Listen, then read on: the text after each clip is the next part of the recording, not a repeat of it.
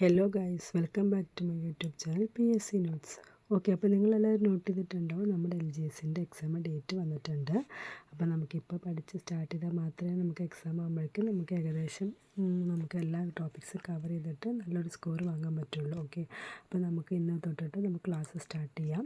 ഇപ്പോൾ നമ്മളിത് ഫ്രീ ക്ലാസ്സാണ്, ഫ്രീ നോട്ട്സും പ്രൊവൈഡ് ചെയ്യുന്നുണ്ട്. അപ്പോൾ നിങ്ങൾക്ക് ക്ലാസ് നോട്ട്സ് കാണുന്നുണ്ടെങ്കിൽ തീർച്ചയായിട്ടും ചാനലൊന്ന് സബ്സ്ക്രൈബ് ചെയ്യുക. ഓക്കെ, അപ്പോൾ നമ്മളിന്ന് ഫസ്റ്റ് ടോപ്പിക്ക് പറയുന്നത് ആമുഖമാണ്. നമുക്ക് ആമുഖം മുതൽ സ്റ്റാർട്ട് ചെയ്യാം അല്ലേ. ഓക്കെ, അപ്പോൾ നമുക്ക് ഇന്ത്യൻ ഭരണഘടനയിൽ ആമുഖത്തിൻ്റെ ടോപ്പിക്ക് ക്ലാസ് സ്റ്റാർട്ട് ചെയ്യാം. എല്ലാവരും ശ്രദ്ധിച്ചിരിക്കണം. ഓക്കെ, ഇന്ത്യൻ ഭരണഘടനയുടെ ആമുഖത്തിൻ്റെ ശില്പി ആരാണ്? അതായത് ജവഹർലാൽ നെഹ്റു ആണ്. ആമുഖത്തിൻ്റെ ശില്പി ആരാണ്? ജവഹർലാൽ നെഹ്റു. ആമുഖം എന്നുള്ളത് ഏത് രാജ്യത്തു നിന്നാണ് നമ്മൾ കടമെടുത്തിരിക്കുന്നത്? USA. ആമുഖം ഏത് രാജ്യത്തു നിന്നാണ് കടമെടുത്തിരിക്കുന്നത്? USA. ഇന്ത്യൻ ഭരണഘടനയുടെ മനസാക്ഷി, താക്കോല്, തിരിച്ചറിയൽ കാർഡ്, ആത്മാവ് എന്നിങ്ങനെ ആമുഖത്തെ നമുക്ക് പറയാൻ പറ്റും. അതായത് എന്തൊക്കെയാണ് പറയാൻ പറ്റുക? ഇന്ത്യൻ ഭരണഘടനയുടെ മനസാക്ഷി, താക്കോല്, ആത്മാവ്, തിരിച്ചറിയൽ കാർഡ് എന്നിങ്ങനെ വിശേഷിപ്പിക്കുന്നത് എന്തിനെയാണ്? ആമുഖത്തിന്. അപ്പോൾ നമുക്ക് എന്താണ്? ഭരണഘടനയുടെ ശില്പി ജവഹർലാൽ നെഹ്റു. ഇത് എവിടെ നിന്നാണ് കടം കൊണ്ടിരിക്കുന്നത്? USA എന്ന്. ഓക്കെ, അപ്പോൾ ഇന്ത്യൻ ഭരണഘടനയുടെ ആത്മാവ്, മനസാക്ഷി, തിരിച്ചറിയൽ കാർഡ്, താക്കോൽ എന്നിങ്ങനെ 4 ടൈപ്പായിട്ട് ആമുഖത്തെ നമുക്ക് വിശേഷിപ്പിക്കാൻ പറ്റും. ഓക്കെ, ഇന്ത്യൻ ഭരണഘടന രത്നം എന്ന് പറയുന്നത് ആമുഖമാണ്. ഓക്കെ, അപ്പം നമ്മുടെ ആമുഖത്തിൻ്റെ ശില്പി ആരാണ്? ജവഹർലാൽ നെഹ്റു എന്ന് പറഞ്ഞല്ലോ. നെഹ്റു അവതരിപ്പിച്ച ഒരു ലക്ഷ്യപ്രമേയത്തെ ഇന്ത്യൻ ഭരണഘടനയുടെ ആമുഖമായി ഭരണഘടനാ നിർമ്മാണ സമിതി അംഗീകരിച്ചത് എപ്പോഴാണ്? 1947 ജനുവരി 22. അതായത് നെഹ്റു അവതരിപ്പിച്ച ഒരു ലക്ഷ്യപ്രമേയത്തെയാണ് നമ്മുടെ നിർമ്മാണ സമിതി അംഗങ്ങൾ ആമുഖമായിട്ട് ഇന്ത്യൻ ഭരണഘടനയിൽ സെറ്റ് ചെയ്തത്. ആ ഡേറ്റാണ് 1947 ജനുവരി 22. ഓക്കെ, ഒന്നുകൂടെ പറയാം. നെഹ്റു അവതരിപ്പിച്ച ഒരു ലക്ഷ്യപ്രമേയത്തെ ഇന്ത്യൻ ഭരണഘടനയുടെ ആമുഖമായിട്ട് ഒരു കമ്മിറ്റി തീരുമാനിച്ചു. അത് ആ ഡേറ്റ് എന്നാണ് 1947 ജനുവരി 22. ആമുഖം ഭേദഗതി ചെയ്യുമ്പോൾ പ്രധാനമന്ത്രി ആരാണ്? As usual Indira Gandhi. ആമുഖം ഭേദഗതി ചെയ്യുമ്പോഴുള്ള രാഷ്ട്രപതി ഫക്രുദ്ദീൻ അലി. അപ്പോൾ ആമുഖം ഭേദഗതി ചെയ്യുമ്പോൾ ഈ പ്രധാനമന്ത്രി ആരാണ്? ഇന്ദിരാഗാന്ധി. ആമുഖം ഭേദഗതി ചെയ്യുമ്പോഴുള്ള പ്രസിഡന്റ് ആരായിരുന്നു? ഫക്രുദ്ദീൻ അലി അഹമ്മദ്. ഓക്കെ, ഇതൊരിക്കൽ മനസ്സിലായല്ലോ. ഇന്ത്യൻ ഭരണഘടനയിൽ ആമുഖത്തിൽ ഉൾപ്പെട്ട ഏക തീയതി ഏതെന്ന് പറഞ്ഞാൽ 1949 നവംബർ 26. ഇന്ത്യൻ ഭരണഘടനയിൽ ആമുഖത്തിൽ ഉൾപ്പെടുത്തിയിരിക്കുന്ന ഏക തീയതി 1949 നവംബർ 26. ഓക്കെ, ഭരണഘടനയുടെ ആമുഖം ഡ്രാഫ്റ്റിൽ കമ്മിറ്റിയിൽ അവതരിപ്പിച്ചത് ആരാണ്? നെഹ്റു. ഭരണഘടനയുടെ ആമുഖം ഡ്രാഫ്റ്റിൽ കമ്മിറ്റിയിൽ അവതരിപ്പിച്ചത് നെഹ്റു. ഇന്ത്യയുടെ രാഷ്ട്രീയ ജാതകം എന്ന ആമുഖത്തെ വിശേഷിപ്പിച്ചത് ആരാണ്? KM മുൻഷി. ഇന്ത്യയുടെ രാഷ്ട്രീയ ജാതകം എന്ന ആമുഖത്തെ വിശേഷിപ്പിച്ചത് KM മുൻഷിയാണ്. അതേപോലെ തിരിച്ചറിയൽ കാർഡ് എന്ന് വിശേഷിപ്പിച്ചത് പാൽക്കിവാല. ആമുഖത്തെ രാഷ്ട്രീയ ജാതകം എന്ന് വിശേഷിപ്പിച്ചത് KM മുൻഷി. തിരിച്ചറിയൽ കാർഡ് എന്ന് വിശേഷിപ്പിച്ചത് പാൽക്കിവാല. ആമുഖത്തെ ഭരണഘടനയുടെ താക്കോൽ എന്ന് വിശേഷിപ്പിച്ചത് ഏണസ്റ്റ് ബാർക്കർ. അപ്പോൾ രാഷ്ട്രീയ ജാതകം എന്ന് വിശേഷിപ്പിച്ചത് ആരാണ്? KM മുൻഷി.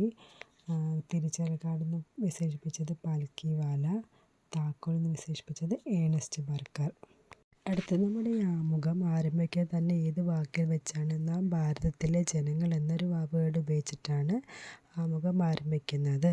അതായത് ഈ ആമുഖത്തിൻ്റെ ഫ്രണ്ട് പേജിൽ സ്റ്റാർട്ടിംഗ് ലൈൻ തന്നെ എന്താണ്? നാം ഭാരതത്തിലെ ജനങ്ങൾ. ആമുഖം ആരംഭിക്കുന്നത് എങ്ങനെയാണ്? നാം ഭാരതത്തിലെ ജനങ്ങൾ എന്ന സെൻറ്റൻസ് വെച്ചിട്ടാണ് ആമുഖം ആരംഭിക്കുന്നത്. ഓക്കെ, ആമുഖം അനുസരിച്ച് ഇന്ത്യ എന്താണ്? ഒരു പരമാധികാര സോഷ്യലിസ്റ്റ് മതേതരത്വ ജനാധിപത്യ റിപ്പബ്ലിക് കൺട്രിയാണ്. എന്താണ്? ആമുഖം അനുസരിച്ചിട്ട് നമ്മുടെ ഇന്ത്യ ഒരു പരമാധികാര സോഷ്യലിസ്റ്റ് മതേതരത്വ ജനാധിപത്യ റിപ്പബ്ലിക് കൺട്രിയാണ്. ഓക്കെ, നമ്മുടെ ആമുഖം എത്ര തവണ ഭേദഗതി വരുത്തിയിട്ടുണ്ട് ചോദിച്ചാൽ ഒരു തവണ വരുത്തിയിട്ടുള്ളൂ. 1976 42ാം ഭേദഗതിയാണ്. ആമുഖം എത്ര തവണ തിരുത്തിയിട്ടുണ്ടെന്ന് ചോദിച്ചാൽ ഒരു തവണ, ഒറ്റത്തവണ. 1976 42ാം ഭേദഗതിയാണ്. 42ാം ഭേദഗതി പ്രകാരം ആമുഖത്തിൽ കൂട്ടിച്ചേർത്ത് എന്തൊക്കെയാണ്? Socialist, secular, integrity, socialist, secular, integrity. അപ്പോൾ ആമുഖം എത്ര തവണ തിരുത്തിയിട്ടുണ്ട്? ഒറ്റ തവണ തിരുത്തിയിട്ടുള്ളൂ. 1976 42-ാം ഭേദഗതി പ്രകാരമാണ് അതാണ് തിരുത്തിയിരിക്കുന്നത്. ഓക്കെ, 42-ാം ഭേദഗതി പ്രകാരം കൂട്ടിച്ചേർത്ത ഏതൊക്കെയാണ്? സോഷ്യലിസ്റ്റ്, സെക്യുലർ, ഇൻ്റഗ്രിറ്റിയാണ്. ചെറു ഭരണഘടന എന്ന് അറിയപ്പെടുന്നത് ഏത് ഭേദഗതിയാണ്? 42-ാം ഭേദഗതി.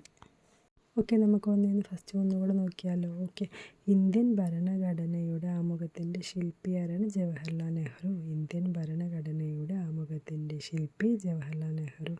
ഈ ആമുഖം എവിടെ നിന്നാണ് കടം കൊണ്ടിരിക്കുന്നത്? USA. ആമുഖം എവിടെ നിന്നാണ് കടം കൊണ്ടിരിക്കുന്നത്? USA. ആമുഖത്തിന് എന്തൊക്കെയായിട്ട് വിശേഷിപ്പിക്കുന്നത്? ഇന്ത്യൻ ഭരണഘടനയുടെ മനസ്സാക്ഷി, ഭരണഘടനയുടെ താക്കോല്, ആത്മാവ്, തിരിച്ചറിയൽ കാർഡ്. ഇങ്ങനെയൊക്കെ 4 ടൈപ്പായിട്ട് നമുക്ക് ആമുഖത്തിന് വിശേഷിപ്പിക്കാം. എന്തൊക്കെയാണ്?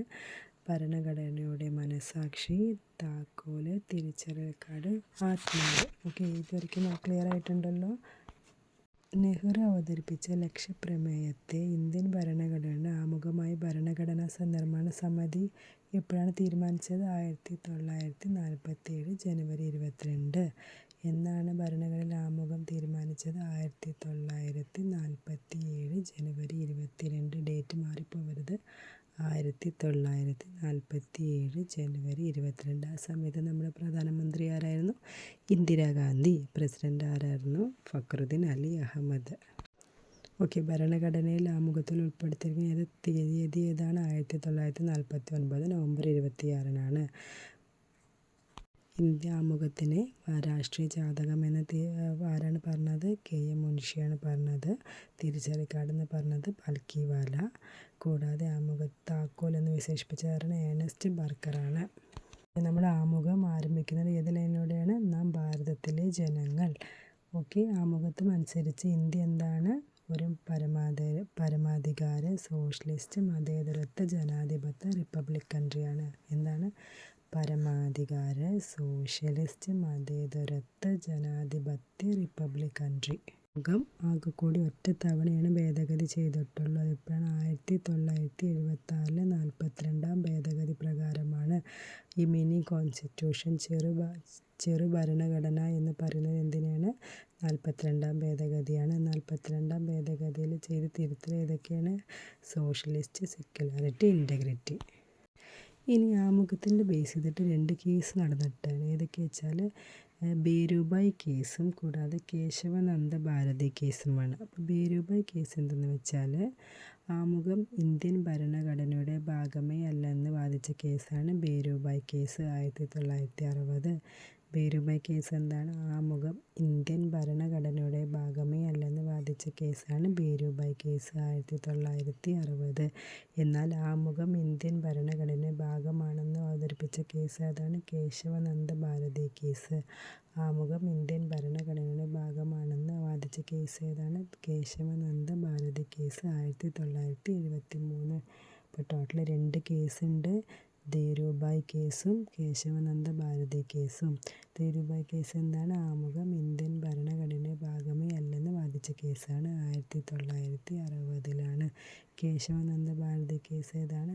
ആമുഖം ഇന്ത്യൻ ഭരണഘടനയുടെ ഭാഗമാണെന്ന് വാദിച്ച കേസാണ്. 1973. ഓക്കെ, നമുക്ക് ആമുഖം എന്ന ടോപ്പിക്ക് ഇതോടുകൂടി കഴിഞ്ഞിരിക്കുകയാണ്. ചെറിയൊരു ടോപ്പിക്കാണ്. ഞാൻ അത്ര വലിച്ചു നീട്ടി പറഞ്ഞിട്ടില്ല. ഞാൻ അതിന് നോട്ട്സും പ്രൊവൈഡ് ചെയ്യുന്നുണ്ട്. എല്ലാ ഇമ്പോർട്ടൻസ് ആയ പോയിൻറ്റ്സ് മാത്രമേ ഞാൻ ഉൾപ്പെടുത്തിയിട്ടുള്ളൂ. തീർച്ചയായിട്ടും നിങ്ങൾക്ക് ഈ ഒരു പോയിൻറ്റ്സ് മാത്രം പഠിച്ചാൽ മതി. എക്സാമിന് ഈസി ആയിരിക്കും ഉണ്ടാവുക. ഓക്കെ, നമുക്കപ്പോൾ നെക്സ്റ്റ് ക്ലാസ്സിൽ കാണാം. ഈ ടോപ്പിക്ക് എല്ലാവരും ശ്രദ്ധിച്ച് വായിച്ച് പഠിക്കുക. Okay, thank you, by.